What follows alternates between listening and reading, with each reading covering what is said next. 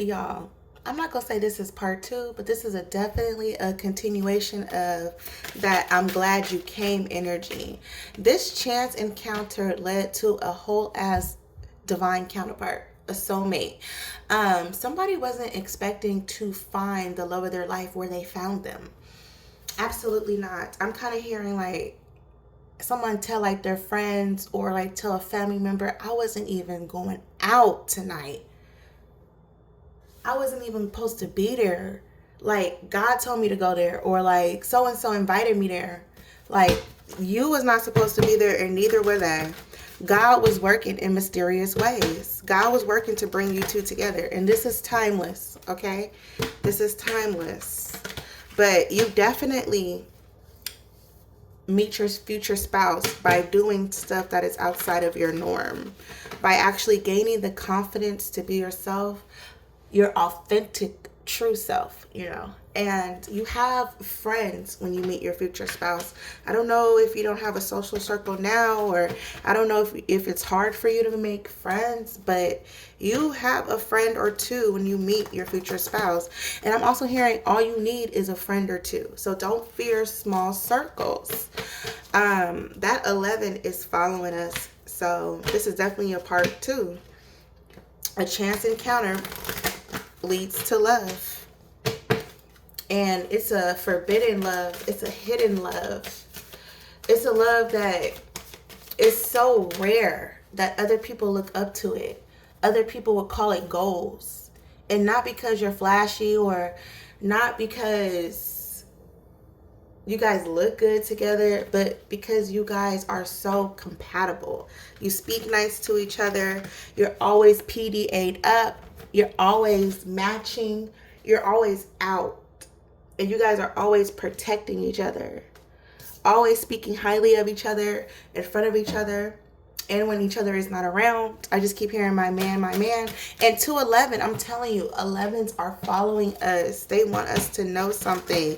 What does 11 want us to know? I just heard that you're in alignment. And like, look, this eye, you're the all-seeing eye, like spirit, your intuition is so on point when you meet your future spouse. Don't be afraid of different.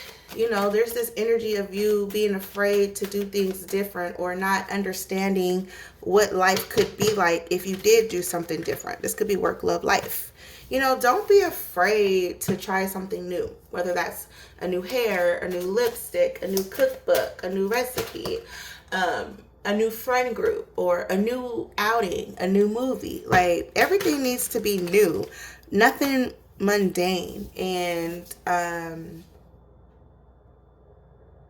complacent. I'm hearing that song by The Weeknd. He said, I don't mean to sound complacent, but girl, I'm so glad we're acquainted.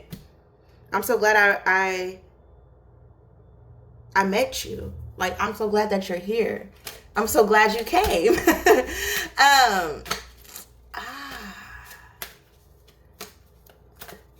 And I don't know the place. I don't know the season. I don't know the year. But all I do know is once you get out of your rut of doing like routine, that's when this person comes. Like, once you really start putting the focus back on yourself, and once you really start doing things that nurture your soul. I'm hearing hiking, biking, scuba diving. So this is an outdoor adventurous couple. I'm hearing social media once was a factor, but now it's not. So now this person has a need to keep you private. Not hidden, but private. I'm hearing, I used to post my every move on social media, but now I don't. So this person is learning through you. You definitely are the highlight of this person's night, days, years. I'm hearing, I manifested you. I cried for you. I prayed for you. I was guided to you. I need you. I love you. Baby, them is some wedding vows. It don't get no better than that. I mean, I don't even need to pull no cards. It don't get no better than that. This card says a forgotten spell will bring you unexpected joy. a chance encounter. And people, think that a spell is a whole ass ritual with candles and this and that. No, a spell could just be doing something new.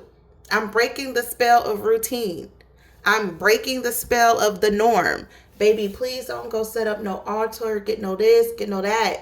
You don't need all that to break a spell. You don't need all that to manifest. All you need is your mind, your action, and your intuition. Don't let no, baby, you don't need the candles. You don't, look, y'all don't know whose energy is behind that shit. You don't need it. All you need is good old fashioned brain power, action. My grandpa used to always tell me, there's nothing to it but to do it.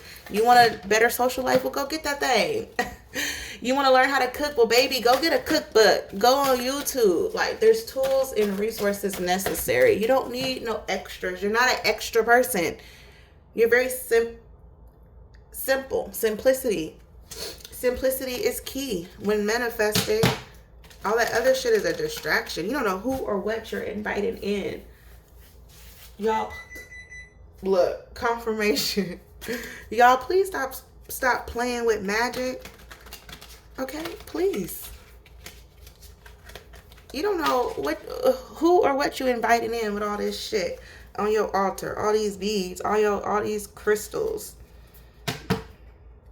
I'm not saying, something wrong with it, but I'm saying, like, be cool.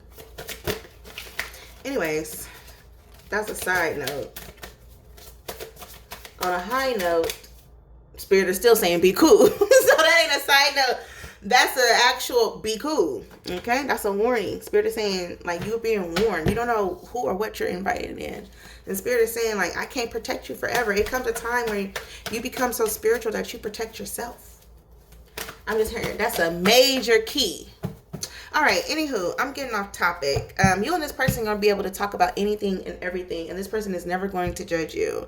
I'm hearing late night conversations, late night phone calls, and guess who just popped up? The queen of all queens, the empress, the chosen one. I look at the empress as the chosen one. Like, she's practical, she's beautiful, she's smart, she's creative, she has money, she's nurturing, she gets shit done, and she stands on her throne.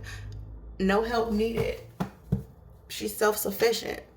She's a bad chick. She's full of fire, love, wisdom, growth. She's anointed. She know how to get her money, keep her family in line, and do what's best for her. She stayed pregnant. You know what I'm saying? Like, she stayed helping. She stayed, pregnant with ideas, pregnant with more spiritual leaders, aka her children. Okay, the empress is the one who births chosen ones.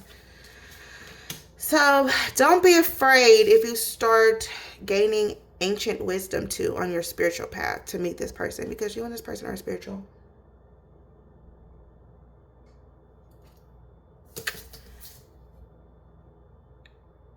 And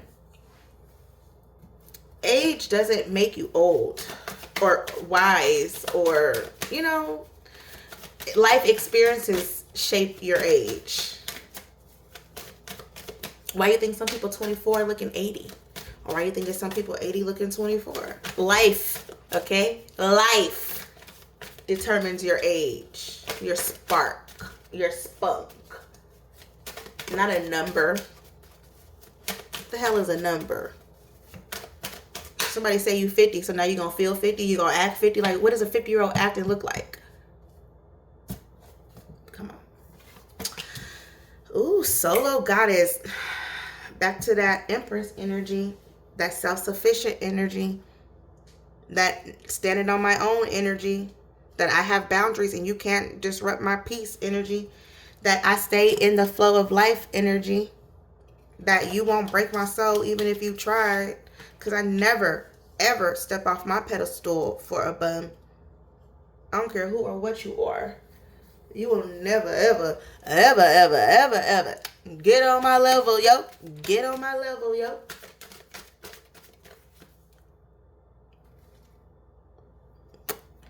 I always know my word. I always know when I need to hold and when I need to fold. So just because I walked away or just because I didn't engage don't mean I'm scary. You're not worth my time. I I stand up for myself when you cannot fight who Jehovah isn't fighting. So if you're not worth God's time, you're definitely not worth mine, baby. Go and work it, baby. The Magician. As above, so below. I create my own life. I create my own waves. I am the wave. I am the timeline. I am the vibe. Not you. You don't determine my self-worth. I do. And that's why your man love you, okay? Because you standing on business. I don't. Okay. All right, y'all. Bye.